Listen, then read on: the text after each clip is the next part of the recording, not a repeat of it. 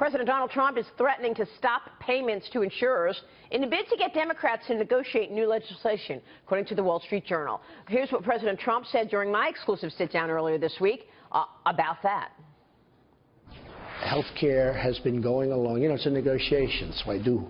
And it's just a negotiation, and it's going to take a little while longer, but as you're probably hearing, Congress is coming along. We have some great people at Congress. They want it to happen. We will have no Democrats, zero. That means we have to get close to 100% of the Republicans. Not an easy way to run a government. Senate Minority Leader Chuck Schumer reportedly responded, and here's what he said. President Trump is threatening to hold hostage health care for millions of Americans, many of whom voted for him to achieve a political goal of repeal that would take health care away from millions more. This cynical strategy will fail. Matt Murray, let's talk about that. Some Republicans think these health care payments approved by former President Barack Obama are unconstitutional in the first place. Do you think withholding these payments would actually happen, and what is the impact? I think it's unlikely that he's actually going to withhold the payments. I mean, the ones it would affect the most would be the low-income Americans who would feel it the deepest, and the Democrats would tar him with that forever. But he's trying to use whatever tools he's got to negotiate and pressure. And it's still a pretty tough needle to thread, Maria, because he's got, even if the Freedom Caucus is moving toward him, and we'll talk to Congressman DeSantis, moderates and the Republicans were also part of the problem. The Democrats are really setting off no signals that they're going to cooperate with him at all here. So it's really unfortunate, actually, what's going on. I mean, one thing that he said to me earlier this week is that it's incredibly hateful, Robert Wolf. I mean, the truth is the Congress used to have coffee and get together. I mean, there's real hatred between. How do you get anything done in that regard? It's incredibly polarizing. Right? It's disappointing. It is. What I would say is I would recommend the president take a pause on health care. I agree with Matt. They're going to need to thread the needle. If they're not going to get the moderate senators like Portman and Murkowski and Collins. So I don't think it will pass. And therefore, they're already now starting to say tax reform may not happen this year. My recommendation is the most bipartisan policy issue we can take on is infrastructure. Unions are for it. Chamber of Commerce is for it. Business is for it. Can you do it side by side, Robert? Can you do tax reform and infrastructure, in my opinion, almost.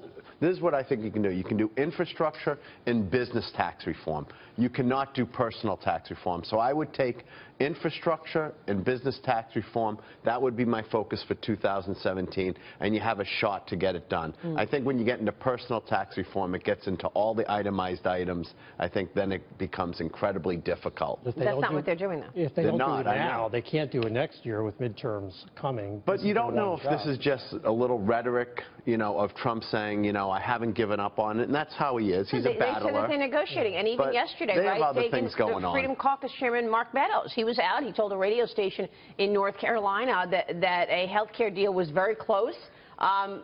He said that. No, I know, but Ryan immediately said afterwards, we have to fund the insurance payments. So that thing, I think, really is a little more hazy. Yeah, I think. But you talk about the division between Republicans and Democrats.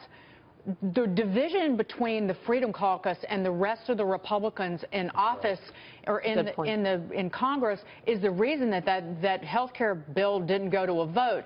And one of the things that Meadows said in that interview that he did that you're referencing was talking about we're going to drive down premiums. Well, the CBO score on the GOP bill in the first place said that premiums would be lower, 10% lower by 2026. I know that that's further out. You know, that's certainly past the midterms. But they're cutting off their nose to spite their face. That's how I see it, with the Freedom Caucus digging in their heels over what was small issues, by the way, because the Senate was going to rip it up anyway, whatever the House passed. The president's right, though, for him on tax reform, if he got health care passed first, that actually is the impetus to moving health care tax reform in because of the $900 billion. Because of the $900 billion. But I just think if you focus on business tax reform, they were near a solution under President Obama. They're going to be closer to a solution under President Trump because there's just a big pro-business, you know, force behind it. One thing that he did say earlier in the week was, look, if we can't and we don't get health care done, then I will just cut taxes. In that regard, I took it as there's no tax reform package coming, just cutting corporate taxes. And can we also talk about the fact that there's so much going on the geopolitical stage? You're talking about Syria, Iran, Russia, China, North Korea, does that take the momentum away from the domestic agenda? Ooh. Because to say he has his hands full is an understatement. But I think Syria helped him right now, Dig, and I think that Syria turned it around a little bit. It gave them leverage in Russia. And it even gave some of the people who were just implacably opposed to him some reason to support him. It turned the tide a little bit with some people. He's clearly feeling that he can do a little more as president, and not just having failure headlines, but successes and people praising him. And there are deals being done. I mean, given what has taken place in Syria, now they have the leverage to say to Russia, you're going to be backing this guy or you're going to be backing the U.S. and the West. And then there's another deal being done, and that is China. So China suggests that they are going to help us with North Korea. You're right, I did report yesterday that they were going to have the currency report and not label them China a currency manipulator. That was a big deal. Yeah. There's one challenge with him, though, I think, and I think all the news yesterday showed it, which is it's very much in his pocket.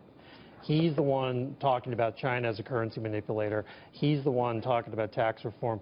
Very hard still, I think, for many people and markets to pin down exactly what he thinks, because his views can change pretty quickly. Can we just point out, though, that like after the election, before the inauguration, I'm not even going to the collusion narrative, but the narrative was Trump closer to Russia, pulling away from China. It's the exact opposite. Right. It is the exact opposite. Right. But I think... And he's doing a deal with China. He's suggesting China, if you help us with North Korea, we'll be good on trade. We won't label you currency manipulator. Sorry, Rob. Listen, I think, Maria, yesterday, this is a guy who likes to win. He's the president. He wants a legislative win. I think he has a little win behind his back right now. I'm very surprised that he's still focusing on health care. But I really think he could get a real win on tax reform this year. And that would be a home run because it hasn't been able to get done in decades. It's true, yeah.